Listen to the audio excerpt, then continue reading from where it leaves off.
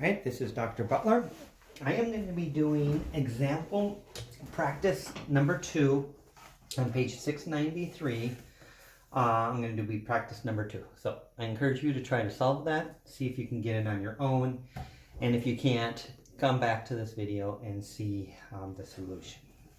What is the molarity of an aqueous NH3 solution that has a pH of 11.5? All right, so we are dealing with a pH that is above 7, that's basic, and we have a Kb value, which is also a base, and we're using NH3. Let me write the equation for NH3 in water, which is an equilibrium reaction. So just to double check here, the NH3 is a base, which is a proton donor. So it has H3 here and it has H4 over here. This makes the water an acid because it loses an H and becomes OH minus. The NH4 is the conjugate base of NH3 and the OH minus is the conjugate base of H2O. Yeah. So solving for this, that is our value there. Our equilibrium expression is going to be NH4 ion times the hydroxide ion all over the concentration of NH3. What's the molar of the solution when we can calculate this? All right, the water does not show up because it is a liquid. All right, we're going to use an ice table on this. So we have our NH3, we have our NH4 plus, and we have our OH minus. So we have an I and a C and an E. All right.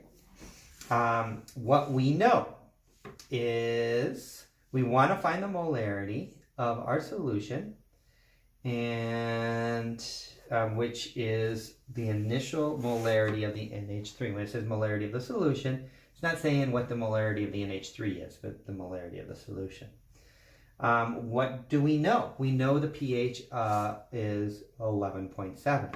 That gives us H+, but we don't need that. We need OH-. So we can use the pH to get our pOH, and that we can get our concentration of OH-. All right, so our pOH is 14 minus our pH, which is 14 minus 11.7. It's 2.3. That's our pOH. So the concentration of O- is 10 raised to the negative 2.3. So we're going to take 10 raised to the negative 2.3, and we get 0.00501. Okay, that's our concentration at equilibrium of our OH minus because of the equation and the same stoichiometry. The NH4 is also 0.0050 minus.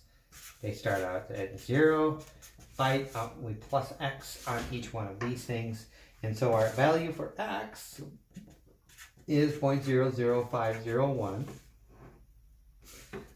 We know at equilibrium, we don't know what the value is there yet, but we're going to figure this out. But we know that we minus X right here. We're going to minus this from the initial concentration to get our equilibrium concentration. So we're going to use this to add our equilibrium expression to figure out what is the concentration of NH3 at equilibrium. So Kb is our X times our X over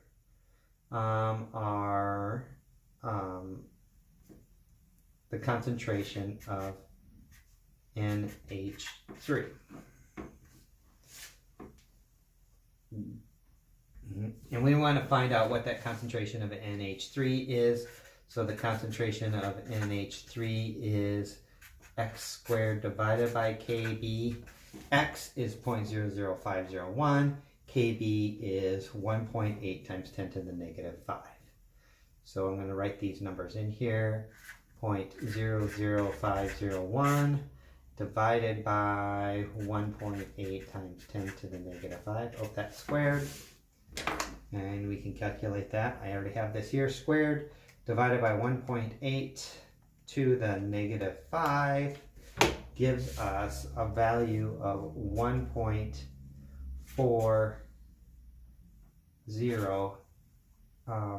1.40 is the concentration of NH3. So the question would be, is this,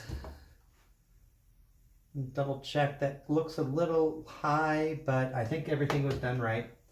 So the question is this going to be the initial concentration as well? Well, 1.40 equals the initial concentration of NH3 minus the X, which is 0.00501, and you get that the initial concentration of that is 1.40 plus 0.00501, which is 1.41 molar. Essentially the same thing. Okay, so we could have used a small x approximation for this one as well. There you go.